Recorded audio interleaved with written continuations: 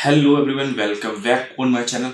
साथियों, हमारे शरीर में तंत्रिकाओं का पूरा जाल होता है या कह सकते हैं पूरी एक नेटवर्क बिल्कुल होता है हमारे में, जिसके माध्यम से सूचनाओं का आदान प्रदान होता है। यानी एक स्थान से दूसरे स्थान सूचनाएं भेजी जाती हैं, जिसको नर्वस सिस्टम के नाम से जानते हैं। और ये सूचनाएं भेजी जाती हैं, इनमें क्या है, केमिकल न्यूरोट्रांसमीटर्स होते हैं और इसमें क्या होते हैं, न्यूरो इम्पल्स होते हैं। तो इन्हीं के माध्यम से ही पूरे शरीर में हमारे क्या है, जो सूचनाओं का आदान प्रदान होता है। लेकिन किसी कारणवश अगर हमारे नर्व सेल्स यानी तंत्रिकाओं में कोई क्षति हो जाती है, जैसे इसमें न्यूराइटिस हो जाती है या डायबिटिक न्यूराइटिस हो जाती है इसमें, या फिर इसमें क्या है, स्क्लेरोसिस हो जाती है, या फिर मल्टीपल स्क्लेरोसिस इसमें देखने को मिलती है, या फिर हमें कभी कभी डेफिशिएंसी हो जाती है विटामिन की वजह से, हमारे न्यूरोलॉजिकल डिसऑर्डर्स हो जाते हैं। या इसमें कह सकते हैं कभी कभी डेफिशिएंसी की वजह से या फिर डिजीज की वजह से इसमें न्यूरोट्रांसमीटर का सिंथेसिस वीक हो जाता है या फिर कम हो जाता है, जिसकी वजह से बहुत सारी प्रॉब्लम्स हमारे शरीर में देखने को मिलती है। जैसे हाथ पैरों में झंझनाहट, जिसे टिंगलिंग के नाम से जानते हैं। हाथ या पैरों से गर्माहट निकलती है, जिससे बर्निंग सेंसेशन की कह सकते हैं। और इसके बाद में हाथ या पैरों में कमजोरी देखने को मिल सकती है, किसी भी अंग में कमजोरी देखने को मिल सकती है, पूरे शरीर में थकान देखने को मिल सकती है। इसमें न्यूराइटिस हो जाती है। न्यूराइटिस में हमारी जो तंत्रिकाएं होती हैं, जो नर्व्स होती है, उनमें इन्फ्लामेशन हो जाता है, उसमें दर्द बढ़ जाता है, उनमें सूजन बढ़ जाती है। इसमें पार्किंसन डिजीज देखने को मिलती है, ये भी हमारे न्यूरोलॉजिकल डिसऑर्डर्स है। एल्जाइमर डिजीज देखने को मिलती है, ये भी हमारा न्यूरोलॉजिकल डिसऑर्डर्स है। और इसके साथ में अगर इन सब लक्षणों को हमने अनदेखा किया तो कहीं ना कहीं हमारे फिर बाद में विकलांगता भी आ सकती है, डिफॉर्मिटी भी आ सकती है और पैरालिसिस भी हमको देखने को मिलता है, अगर हमने न्यूरोलॉजिकल जो करेक्टर्स होते हैं, सिम्टम्स, उसको अनदेखा किया और सही समय इसका उपचार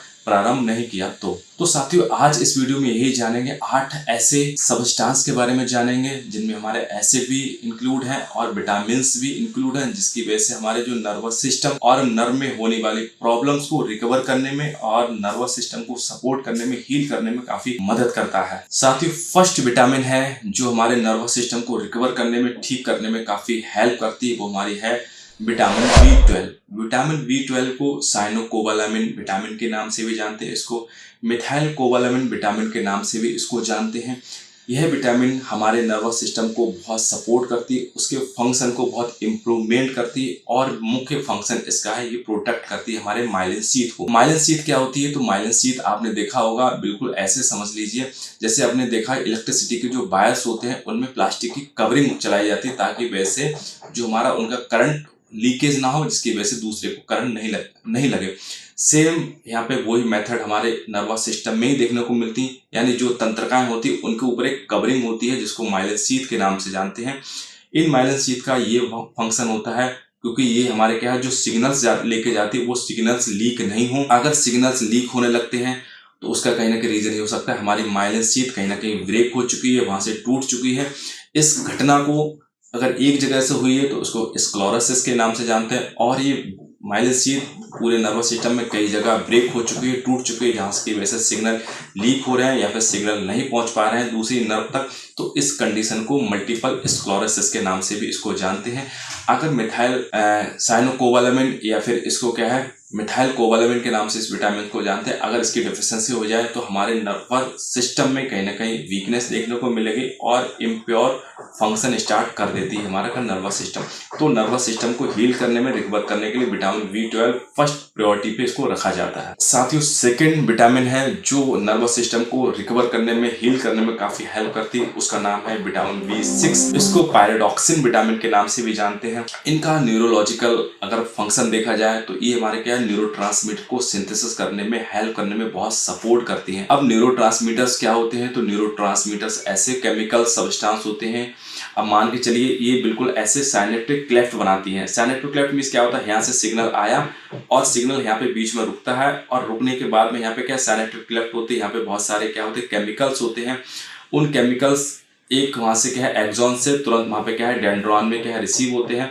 तो यहाँ इस कंडीशन को क्या है, सिनेप्टिक क्लेफ्ट के नाम से जानते हैं। ये बहुत सारे न्यूरोट्रांसमीटर, जैसे गाबा हमारे एक न्यूरोट्रांसमीटर होता है, डोपामाइन न्यूरोट्रांसमीटर का नाम है, और एपिनेफ्रिन ये भी न्यूरोट्रांसमीटर का नाम है।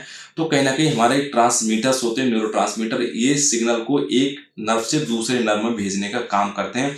और हमारे विटामिन B6 है, इनको सिंथेसिस करने के लिए काफी हेल्प करती है। तो विटामिन B6 हमारे यानी इसको पायरोडॉक्सिन के नाम से जानते हैं, इसको न्यूरोलॉजिकल डिसऑर्डर के लिए बहुत अच्छा है। अगर इसकी डिफिशियंसी हो जाए तो न्यूरोट्रांसमीटर का सिंथेसिस नहीं हो पाता है, जिसकी वजह से हमको कहीं ना कहीं न्यूरोलॉजिकल डिसऑर्डर देखने को मिलते हैं। साथ ही इसके बाद विटामिन, तीसरे नंबर के विटामिन है, इसको क्या है, विटामिन ई के नाम से जानते हैं और इसको अल्फा टोकोफेरॉल विटामिन के नाम से भी इसको जानते हैं। ये हमारे न्यूरोलॉजिकल डिसऑर्डर के लिए और नर्वस सिस्टम को सपोर्ट करने के लिए काफ़ी हेल्प करती है। क्यों? क्योंकि इस विटामिन का नेचर हमारा कैसा होता है, एंटीऑक्सीडेटिव होता है। एंटीऑक्सीडेटिव कह सकते हैं इसको, जो ऑक्सीडेटिव स्ट्रेस को कम करती है। यानी ऑक्सीडेटिव स्ट्रेस क्या होते हैं, यानी ऐसे पदार्थ होते हैं जो हमारे नर्वस सिस्टम को खराब करते हैं, क्षति पहुंचाती है, उनको न्यूट्रलाइज करती है, उनको कम करती है और उनसे हमारी नर्वस सिस्टम को, तंत्रिकाओं को बचा के रखती है, जिसकी वजह से हमारी नर्वस सिस्टम बहुत अच्छा रिकवर होता है और बहुत वेल डेवलप यानी फंक्शन करता है और अच्छे से ग्रोथ एंड डेवलपमेंट होता है इस विटामिन की वजह से। तो विटामिन ई हमारे नर्वस सिस्टम के लिए बहुत अच्छी होती है और इसके साथ साथ ये एंटी इन्फ्लामेटरी भी होती है। एंटी इन्फ्लामेटरी, अगर किसी कारणवश हमारे तंत्र में सूजन आ गई है और उसमें दर्द है, जिसको न्यूराइटिस के नाम से जानते हैं, तो उसको भी कम करती है, उस इन्फ्लामेशन को कम करती है, जिसकी वजह से हमारा पेन और उसको दर्द को कम करने में, सूजन कम करने में हमारी विटामिन ई काफ़ी हेल्प करती है और नर्वस सिस्टम को रिकवर करने में काफ़ी हेल्प करती है। साथ ही इसके बाद जो फोर्थ नंबर पे जो हमारे विटामिन है, उसको विटामिन डी के नाम से जानते हैं और इसका साइंटिफिक नेम हमारा कैल्सीफेरॉल है। ये हमारे विटामिन नर्वस सिस्टम को सपोर्ट करने में, उसको सही करने में काफ़ी इंपॉर्टेंस रोल प्ले करती है। जैसे इसका फंक्शन क्या हो सकती है, तो क्या है, ये न्यूरोट्रॉफिज्म का वर्क करती है, न्यूरोट्रांसमिशन में हेल्प करती है और न्यूरो प्रोटेक्शन में बहुत हेल्प करती है। अगर इस विटामिन की डेफिशिएंसी हो जाए तो जैसे अल्जाइमर डिजीज़ देखने को मिलेगी और पार्किंसन डिजीज़ देखने को मिलेगी और हमारी कौन सी यहाँ पे क्या है, मल्टीपल स्क्लेरोसिस डिजीज़ देखने को मिलेगी। पार्किंसन डिजीज़ आपने देखा इन काफ़ी ओल्ड मैन में देखने को मिलती है और खासकर ओल्ड मैन के अब तो काफ़ी जनरेशन इससे अफेक्टेड हो चुकी है। जैसे पार्किंसन डिजीज़ होती है, आपने देखा होगा इसमें हाथ पैर कपकपाते रहते हैं, कंपन रहता है, वाइब्रेशन रहता है, इसको पार्किंसन डिजीज़ कहते हैं। अल्जाइमर्स डिजीज़ क्या होती है उसको भी समझ लेते हैं। अल्जाइमर्स डिजीज़ ये भी हमारे ओल्ड पर्सन को अफेक्ट करती है, मोर देन जो 60 ईयर से ओल्ड होते हैं। इसमें क्या होता है, थोड़ी सी मेंटल कॉग्निटिव डिसऑर्डर्स आ जाते हैं, जैसे कुछ प्रोटीन्स का हमारे ब्रेन में एक्युमुलेशन होने लगता है, उसकी वजह से जैसे मेमोरी थोड़ी सी लॉस देखने को मिलती है और थोड़ा सा अजीब से अटपटे से व्यवहार मनुष्य इसमें करने लगते हैं। आपने देखा होगा, कहा होगा, बुढ़ापे में आदमी कहता है सटिया गया है, बिल्कुल सेम कंडीशन इसी अल्जाइमर डिजीज की वजह से होता है।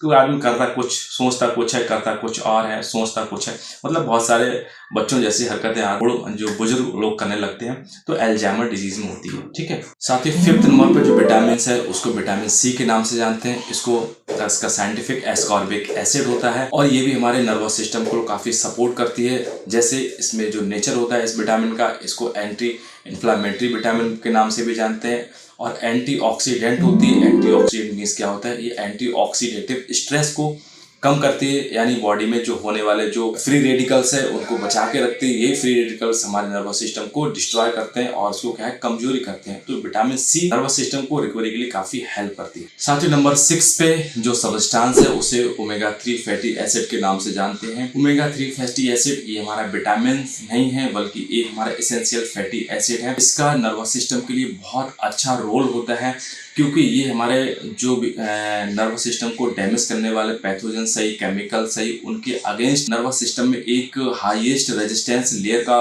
फॉर्मेशन करता है, जिसकी वजह से फास्टेस्ट नर्व रिकवरी देखने को मिलती है। ओमेगा 3 फैटी एसिड जरूर लें अगर आपको क्या है, नर्वस सिस्टम में कोई प्रॉब्लम्स देखने को मिलती है, कहीं ना कहीं पे कोई भी न्यूरोलॉजिकल डिसऑर्डर है तो। साथ ही जो लास्ट हमारा एक जो सब्सटेंस है वो हमारा क्या है, 7 नंबर का है और लास्ट है, इसको क्या है, ALA के नाम से जानते हैं। एंड अल्फा लिपोइक एसिड है। ये भी हमारे न्यूरोलॉजिकल डिसऑर्डर यानी नर्वस सिस्टम को बहुत सपोर्ट करता है। क्यों?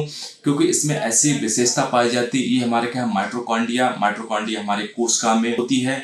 तो माइटोकॉन्ड्रिया में एक पावरफुल कोफैक्टर को सिंथेसिस करता है और ये कोफैक्टर हमारा क्या काम करता है, ये हमारे नर्वस सिस्टम को स्टिमुलेट करता है और इसकी साथ में एक बहुत अच्छी इसकी विशेषता होती है इस कोफैक्टर की। ये कोफैक्टर हमारा क्या काम करता है, हमारे जो नर्व फाइबर्स डैमेज हो गए उनको रिकवर करने में और उनको सिंथेसिस करने में काफी हेल्प करता है। तो ALA अल्फा लिपोइक एसिड हमारे नर्वस सिस्टम या फिर डीजनरेशन में काफी हेल्प करते हैं। तो न्यूरोलॉजिकल डिसऑर्डर के लिए ये हमारे जो 7 हमने चीज बताई थी, ये काफ़ी आपको हेल्प करेंगे। और जैसे आपके सिम्टम्स हैं तो आप डॉक्टर से की सलाह लें, बिल्कुल ठीक है, लेकिन इसके बाद में तुरंत जो हमने बताए थे विटामिन्स हैं और कुछ एसिड्स हैं मेडिकल के फॉर्म में आपको मिल जाएंगे, ये सातों के सातों तुरंत लेना स्टार्ट आप कर दीजिए। और आपको कैसे भी किसी भी प्रकार की कोई न्यूरोलॉजिकल डिसऑर्डर्स अगर आपने क्या है जो डॉक्टर ने सजेस्ट आपको किया है, तो 7 सब्सटेंस है, 7 पदार्थ हैं, 7 पदार्थ से हमारे क्या है एक कंप्लीट सब्सटेंस होते हैं नर्वस सिस्टम के लिए, जिनकी वजह से हमारे नर्वस सिस्टम में बहुत जल्दी रिकवरी देखने को मिलती है। जानकारी आप तक पहुंची हो तो चैनल को जरूर सब्सक्राइब कर लेना